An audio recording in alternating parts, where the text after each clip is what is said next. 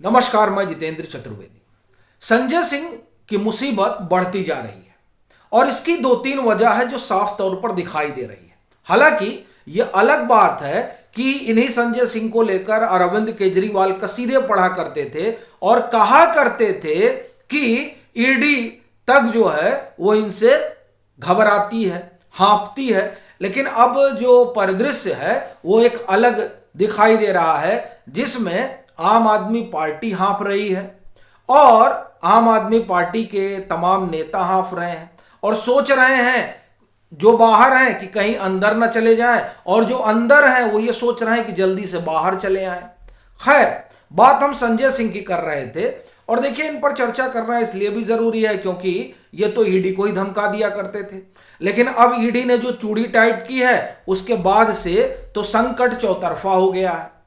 क्या कुछ चल रहा है उसी पर सिलसिलेवार तरीके से हम लोग बात करेंगे और शुरुआत राज्यसभा से करते हैं। क्यों? क्योंकि अरविंद केजरीवाल ने इन्हें दोबारा राज्यसभा भेजा।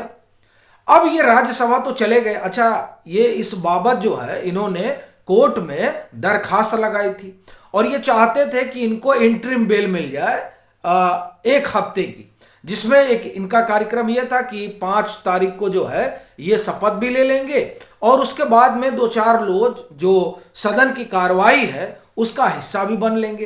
हालांकि बाद में संजय सिंह का मन बदल गया और इनको लगा कि नहीं, अभी शपथ ले लेते हैं और कार्रवाई पर क्या ही जाए। 7 फरवरी को उनको फिर एक मामले में सुल्तानपुर जाना है, तो ऐसी परिस्थिति में अंतरिम जमानत वाला जो मसला है वो पीछे ढकेल दिया गया और 5 फरवरी को इन्होंने कहा कि चलिए साहब शपथ ले लेते हैं।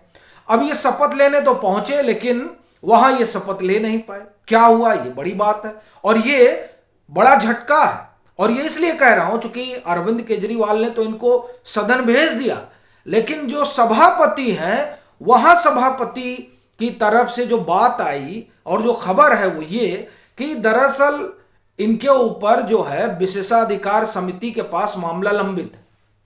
अब वहां से जब तक कुछ हो नहीं जाता है तब तक कुछ कहा नहीं जा सकता है, तो इसलिए इनकी शपथ नहीं हो पाई। और दूसरा जो मामला है वो ये है कि बताया जाता है कि सभापति को इस बारे में कोई जानकारी नहीं थी, इन्होंने कोई सूचनाएं नहीं दी थी। देखिए क्या है, Rajya Sabha chairman Jagdeep Dhankhar refused to allow him to take the oath. Dhankar said the matter was currently with the Privilege Committee. The Rajya Sabha Privilege Committee is probing breach of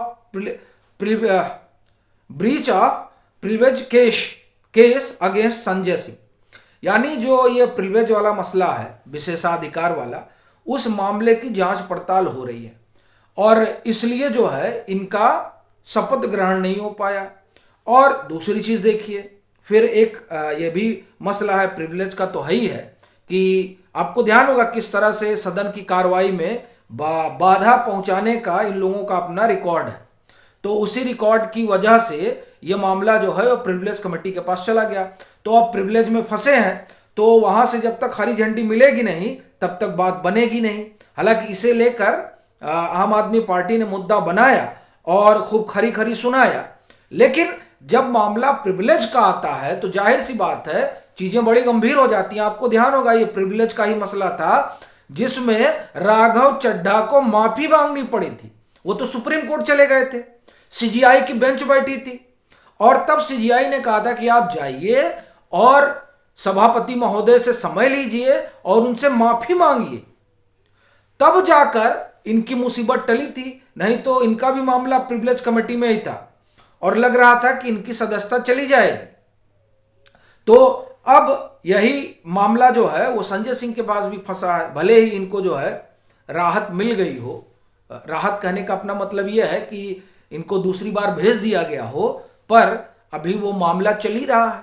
तो जो मामला चल ही रहा है, एक और दूसरा आ रहे थे तो बताना था, ये दोनों चीजें हो नहीं पाई हैं, तो इसलिए इनको जो है खाली हाथ लौट कर आना पड़ा। ये तो हुआ एक बात।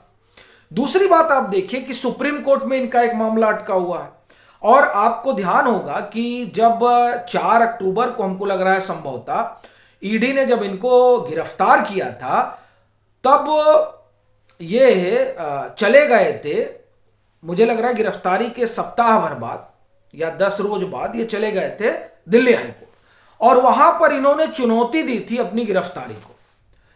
वहां मामला खारिज हो गया था क्योंकि दिल्ली हाईकोर्ट ने कहा था कि नहीं, आप जो आरोप लगा रहे हैं कि ये पॉलिटिकली मोटिवेटेड है, तो ऐसा तो नहीं है। ईडी ड्यू प्रोसेस के तहत काम कर रही है और ईडी ने जो साक्ष्य रखे हैं प्रथम दृष्टया वो लगते हैं कि नहीं, आपने कुछ गड़बड़ी कर रखी है, तो इसलिए आपने जो ये याचिका दी है उसको खारिज कर दिया गया। उसको चुनौती इन्होंने सुप्रीम कोर्ट में दी जाकर। अब जब इन्होंने सुप्रीम कोर्ट में चुनौती दी तो सुप्रीम कोर्ट ने ईडी से जवाब वगैरह मांगा था।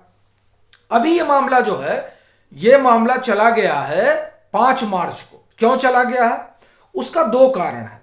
देखिए वो मैं आपको पढ़ के सुनाता हूं। ये जो कारण है, taking note of this submission justice Khanna, अभी आप देखिएगा न्यायमूर्ति संजीव खन्ना की बेंच में है ये मामला।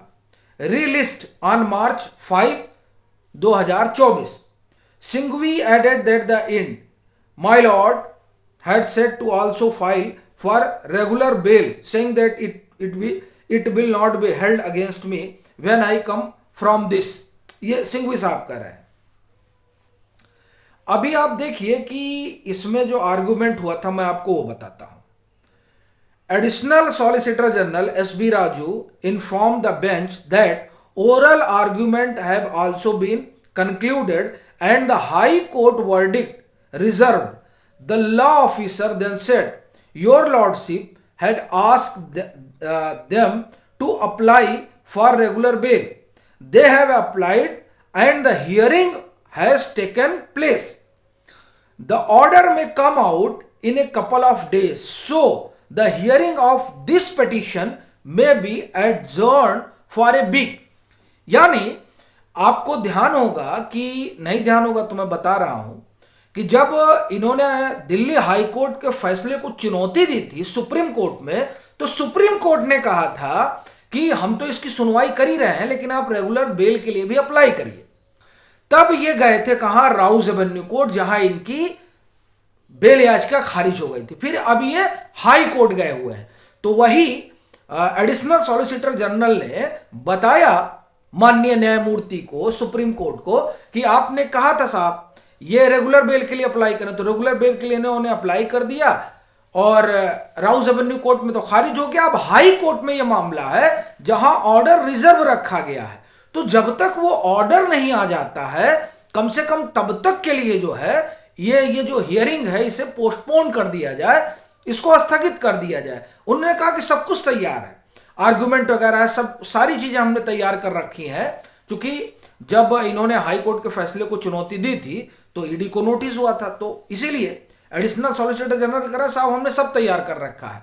लेकिन चूंकि ये रेगुलर बेल के लिए अप्लाई कर चुके हैं और हाई कोर्ट ने भी इसको ऑर्डर नहीं दिया है, तो उस ऑर्डर तक इस सुनवाई को जो है वो स्थगित किया जाना चाहिए। तो उस बाबत जो है सुप्रीम कोर्ट ने कहा कि ठीक है 5 मार्च को जो है अब हम इसको सुनेंगे। तो अब देखिए कि वहां जो सदस्यता वाला मसला था, वो शपथ वाला, वो भी नहीं हुआ, और यहां जो है अब देखिए जमानत वाला भी मसला जो है अटका हुआ है। और अब सुप्रीम कोर्ट ने भी कहा है कि नहीं ठीक बात है, हाई कोर्ट का ऑर्डर आ जाने दीजिए तब सुना जाए। तो अब देखिए कि ऐसा लग रहा है कि जिस तरीके का चक्र चल रहा है उस चक्र में संजय सिंह के लिए फिलहाल अभी कोई राहत तो नहीं दिखाई देती है। आपकी क्या राय है ज़रूर साझा करें। मतांतर से नहीं जुड़े हैं तो जुड़ें, वीडियो को लाइक करें और खूब शेयर करें।